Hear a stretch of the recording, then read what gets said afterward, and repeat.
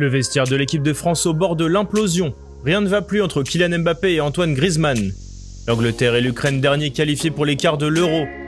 Christophe Galtier présenté à Nice, Ramos fait des appels du pied au PSG ou encore la première recrue de l'été à Marseille. On parle de tout ça et plus encore dans le journal Made in Foot du jour.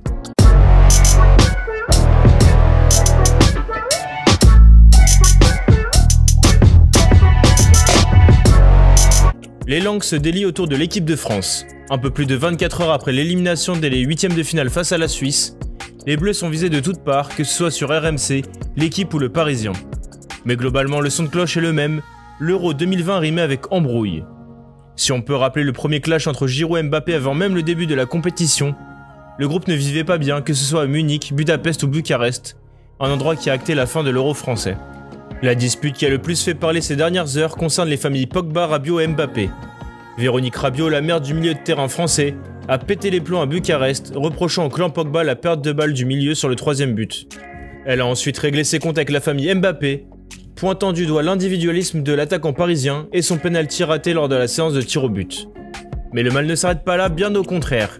Ce mercredi, l'équipe comme le Parisien dévoile d'autres points noirs de l'aventure des Bleus. Sur le terrain face à la Suisse, Benjamin Pavard et Raphaël Varane se seraient également accrochés. Le premier se plaignant auprès du second de la perte de balle de Pogba, amenant le troisième but suisse.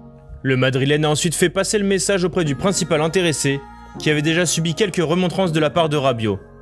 Résultat, pour débuter les prolongations, Didier Deschamps était plus occupé à calmer le Mancunien qui sortait de son match, plutôt que donner des consignes à son groupe. Il ne faut pas oublier aussi la dispute sur le terrain entre les sélectionneurs et Kingsley Coman, puisque le second refusait de sortir malgré une gêne physique. Du côté du Parisien, on décrypte aussi les problèmes internes. Le retour de Karim Benzema n'aurait pas enchanté tout le groupe France, et une mauvaise humeur grandissante aurait été suscitée en interne. Giroud aurait traîné son spleen de manière permanente, et Antoine Griezmann n'aurait pas apprécié que Mbappé affiche autant son bonheur d'évoluer aux côtés de l'attaquant du Real Madrid. Grisou et Giroud auraient aimé une affinité moins démonstrative. Paul Pogba, qui n'était pas très chaud au retour de Benzema, la faute à une concurrence de plus pour l'exposition médiatique, a arbitré ses chamailleries pour tenter de calmer les tensions. Dans l'équipe, on apprend aussi que le duel Mbappé-Griezmann a été plus profond que ça. Pour nos confrères, une lutte d'influence souterraine perceptible en interne a eu lieu entre les deux superstars de l'équipe de France. Le Parisien avait l'impression, entre autres, que Didier Deschamps voulait plutôt construire son animation offensive autour du Barcelonais. Il a ainsi joué des coudes pour s'imposer, notamment pour tirer les coups francs. Enfin, plus globalement, les tricolores n'ont jamais eu l'occasion de créer une cohésion de groupe. Au sein de leur bulle sanitaire, que ce soit à Clairefontaine ou durant la compétition, les Bleus sont restés loin les uns des autres, au sens propre comme au figuré. Dans les hôtels, aucune grande pièce de vie pour pouvoir accueillir tout le monde et pour faciliter la cohésion sociale, contrairement à 2018. Dans leurs chambres où les fenêtres ne s'ouvraient pas, les Français ont aussi demandé à voir leur famille, après avoir constaté que les Belges et les Espagnols ont pu passer des moments privilégiés avec leurs proches. Toutefois, la FFF s'y est opposée, avec comme prétexte la bulle sanitaire. Bref, aucun ingrédient n'était réuni pour réaliser une grande compétition, et comme d'habitude avec les défaites, les langues se délient. Après ce long vol équipe de France, on peut enfin passer au terrain. Ça y est, on connaît toutes les affiches des quarts de finale de l'Euro 2020. Hier à 18 h, l'Angleterre s'est imposée à domicile face à l'Allemagne 2-0 pour composter l'avant-dernier ticket. Les Britanniques ont attendu la deuxième mi-temps pour faire mouche, grâce à Raheem Sterling puis Harry Kane qui a enfin débloqué son compteur. De son côté, l'Ukraine est allée arracher son billet pour les quarts en prolongation. Au terme d'un match spectaculaire face aux Suédois, les Ukrainiens se sont imposés 3-2 avec un but à la 120e minute. Les quarts de finale auront lieu vendredi avec Suisse-Espagne à 18 h et Belgique-Italie à 21 h, mais aussi samedi avec République tchèque-Danemark à 18 h, et enfin Ukraine-Angleterre en prime time. Il est le premier coach à être victime d'une élimination précoce à l'Euro 2020. Arrivé en septembre dernier pour remplacer Ronald Koeman parti au Barça, Frank de Boer n'a pas été conservé après l'élimination des Pays-Bas face à la République tchèque 2-0. Le technicien batave de 51 ans a été démis de ses fonctions ce mardi, à l'issue d'une réunion en compagnie de son agent et de la fédération néerlandaise. Pour rester sur le banc des Oranges, il devait atteindre au minimum les quarts de finale.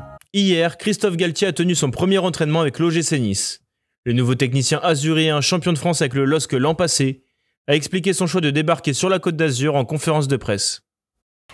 Oui, je vais me répéter un peu, il était clair dans ma tête et assez rapidement au cours de la saison, j'avais pris la décision avec mon entourage, avec ma famille, de quitter Lille et de quitter le LOSC quel que soit le résultat obtenu. Évidemment qu'on a obtenu un résultat exceptionnel avec une très grande performance.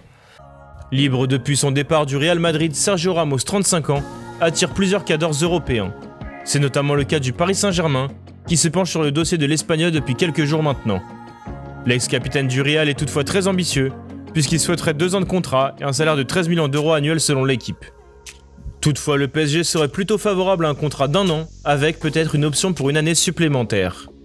De plus, on apprend que ce serait bien Sergio Ramos qui sera à l'origine des appels du pied en direction du PSG. Une bonne nouvelle pour Paris. On le sait, le dossier Kylian Mbappé est la priorité absolue du Paris Saint-Germain depuis la prolongation de Neymar.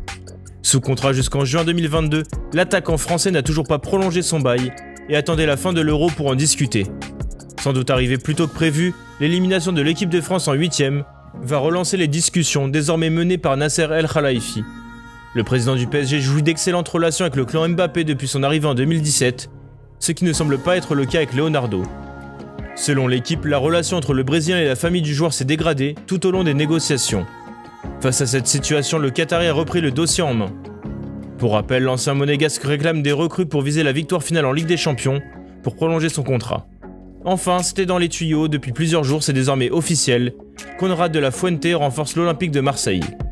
Après avoir satisfait la traditionnelle visite médicale, l'ailier de 19 ans, qui arrive en provenance du FC Barcelone où il évolue avec l'équipe réserve, s'est engagé pour 4 ans sur la Canebière, soit jusqu'en juin 2025. Le natif de Miami en Floride aux États-Unis arborera le numéro 20 sous les couleurs des ciels et blancs. Merci à tous de nous avoir suivis, n'hésitez pas à liker, commenter, partager cette vidéo et à bientôt pour un nouveau JT.